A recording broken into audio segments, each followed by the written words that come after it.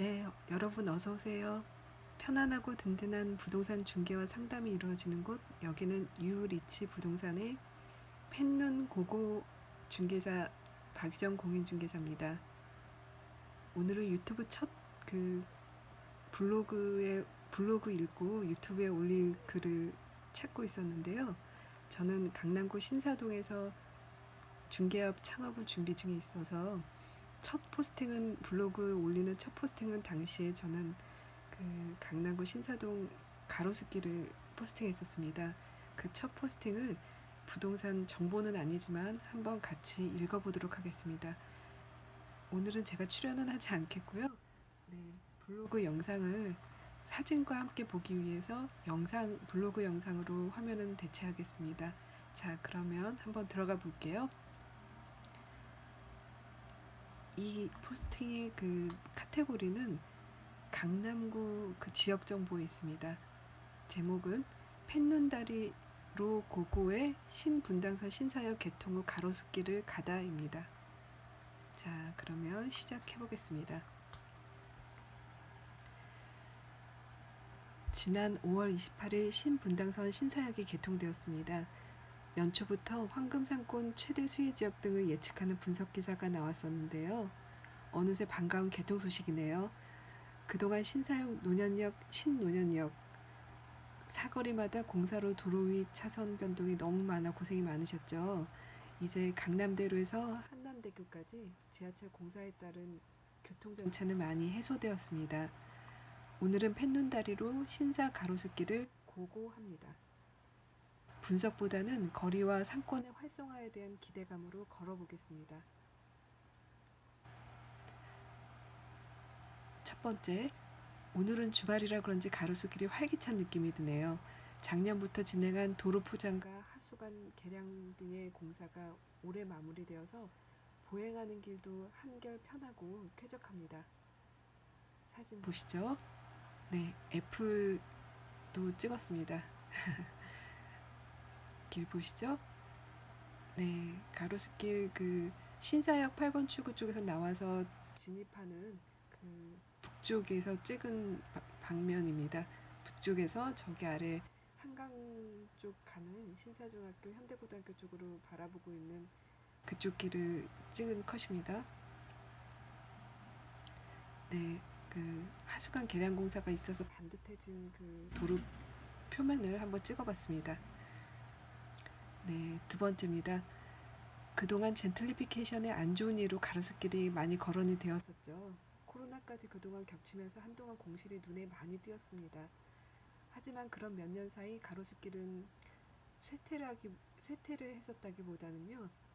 들어보셨겠지만 가로수길 양옆으로 또 안쪽으로 세로수길, 나로수길, 다로수길 등으로 계속 파고들면서 조용히 확장이 되었습니다. 그 속에서 개성 있는 유니크한 소규모 가게들도 탄생했었죠. 가로수길 메인 길은 큰 브랜드가 있는 대형 브랜드가 있는 그런 점포들이 많이 있지만 안쪽으로 파고든 가게들은 소규모 가게들이 많습니다. 그리고 수공예라든지 직접 핸드메이드 경우가 많고요. 음식이라든지 액세서리 같은 것들이요. 이런 가게들은 벌써 이제 3, 4년 차 동안 버티고 있었기 때문에 현재는 보석 같은 존재감을 뽐내고 있습니다. 그 길에 있는 건물들은 비록 신축이나 리모델링은 됐지만 그 건물이 세워진 구불거리고 언덕진 골목길은 오랜 세월 동안 그대로여서요. 곱게 쭉 뻗은 가로수길 메인도로와 달리 더 많은 이야기거리를 제공하고 있답니다. 요새 젊은 사업가들은 그 골목길을 가게 홍보와 인테리어, 브랜드명에도 활용하고 있고요. 가까운 거리에 맞은편 가게와도 사업 연대와 공동 이벤트를 하는 것도 특징으로 보입니다. 오늘 가로수길 메인길을 걷다 보니까요. 통 건물은 아직까지 공실인 건물이 몇 군데 남아있네요. 이 하늘색 건물과 또 골드빛이라고 해야 될까요? 네, 어떤 베이지색 건물 모두 다 공실인 건물입니다. 그렇지만 소규모 점포는 공실이 거의 없습니다. 이 밑에 파란 건물 밑에 있던 이 사진을 보시죠? 이 건물 이 빌딩에는 하나의 점포만 작은 소규모 점포가 공실이네요. 가운데 어두운 곳이요. 불이 안 켜지지 않는 곳이요. 네, 세 번째 가로수길 얘기입니다. 야간은 화려하게 수놓은 조명등이 가로수길에 설치되어 있네요. 매년 가을부터 겨울이면은 가로수길에는 가로수에다가 뜨개 옷을 입힙니다. 그래피티 니트라고 불리는데요. 이 이벤트는 거의 수년째 이어지고 있습니다. 형형색색 니트가 참 거리를 재밌고 따뜻하게 만들기도 하는데 계절이 바뀌어서 그 뜨개 옷 대신에 이 조명등이 지그재그로 설치되어 가로수길을 빛내줍니다. 낮에 찍은 영상이고요. 다음에는 야간에 살짝 찍은 사진도 있으니 기대를 해주세요. 짜잔. 네, 야간에 지나가면서 한 컷 찍어봤습니다. 시간차는 있었습니다. 그리고 아까 신사역 8번 출구에서 내려오는 길에 저 아래 신사중학교하고 현대고 쪽을 바라보고 찍었던 풀샷이 있었죠. 그 끝이 바로 여기입니다. 이 길을 건너면은 한강 그 고수부지가 나오죠.